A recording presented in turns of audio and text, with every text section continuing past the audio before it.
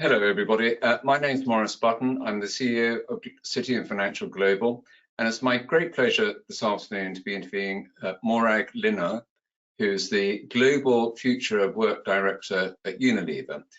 Morag is kindly going to be speaking at the upcoming Women in Finance Summit on the 5th of July at the American Square Conference Centre in London. Morag, welcome. Thank you, Maurice. Thanks for having me here.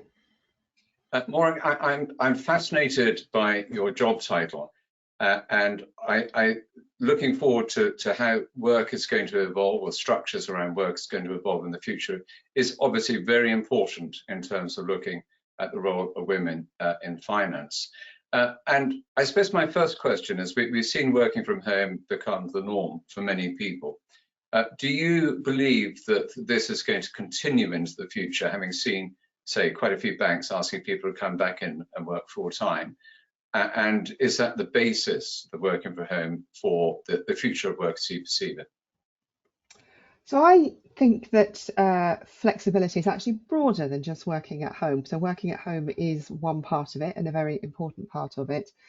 But I think flexibility goes beyond that. It goes to managing your working day and your working week.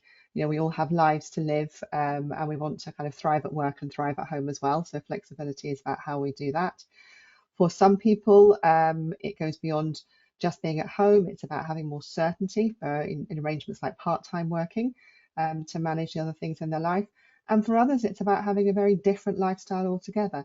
Yes, I think it is an important part of as we go forward. I think you can't turn the clock back. We have to sort of manage everything as we go forward. Yeah, and do you have sort of metrics that support how effective the new flexible working paradigm is? Have you looked internally or externally? What data is there? So I think it depends on which kind of flexibility you're looking at, and that's the challenge, because it is such an all-encompassing thing.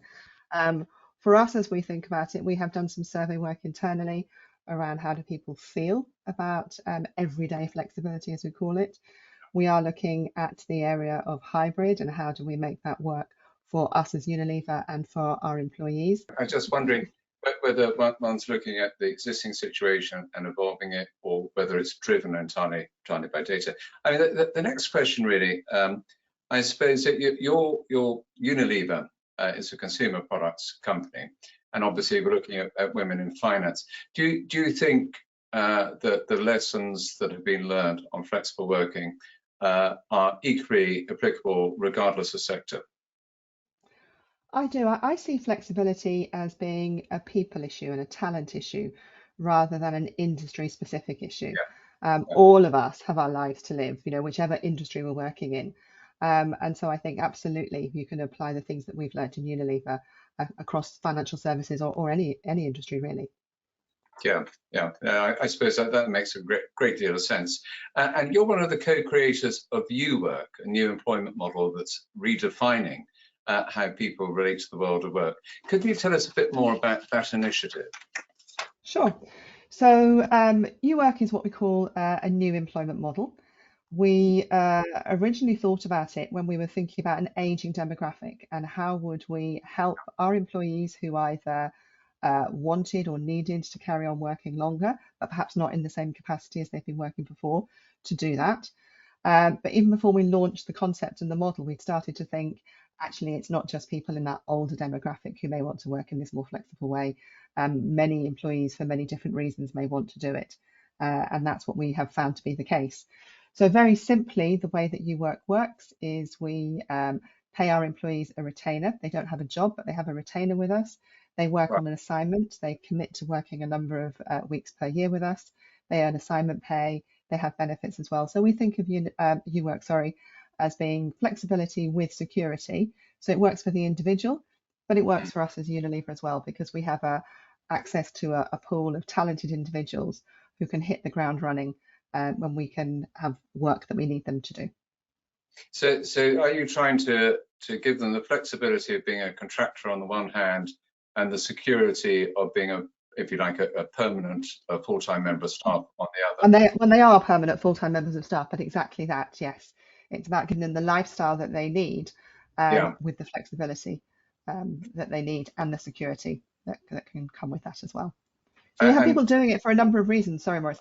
But we have people phasing into retirement. We have people who are going back to study. We have people who have a side hustle. All sorts of reasons why people want to do it.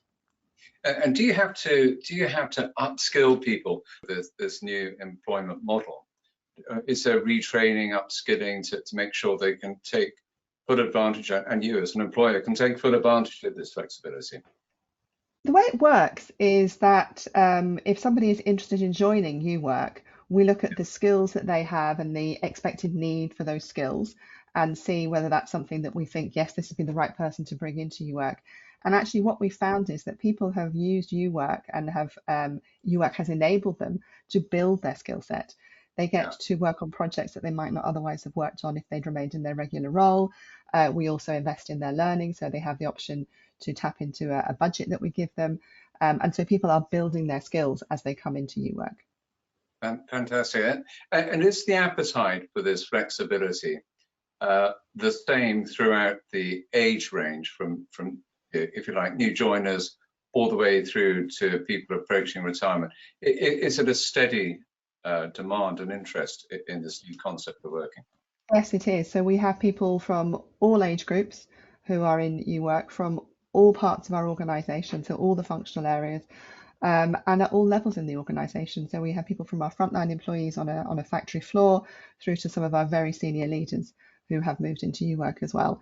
So it seems to be a model that for us at least has universal appeal. Fantastic. I mean, final question, if I may, Morag. In terms of the advantages for women in particular within the workforce, do you see any specific advantages? I'm well aware of some of the issues around women maintaining their career throughout the age range. And does this flexible working address some of those? It absolutely does. So there's flexible working in the UWork type, and in our UWork model, we've got about 50-50 men and women. So it works for both genders there. But I think flexibility works for anyone really who is not able at a point in time or no longer wants at a point in time to engage in work in the traditional Monday to Friday 9 to 5. So whether that is someone who perhaps has family responsibilities that they want to deal with, whether it's about phasing into retirement, or for others, as I say, it's about the learning or the side hustles. So it's a cross-generational thing and a cross-gender support as well. Well, on that very positive note, that sounds like a wonderful approach to employment. And I think you're absolutely right. That is the future of employment. And we look forward to hearing a great deal more at the event. On the 5th of July, we very much hope that our viewers will be able to join us in person or, if they wish to, virtually. The event, Women in Finance Summit, on the 5th of July, America Square. Morag, thank you very much for sharing those insights with us. Thank you.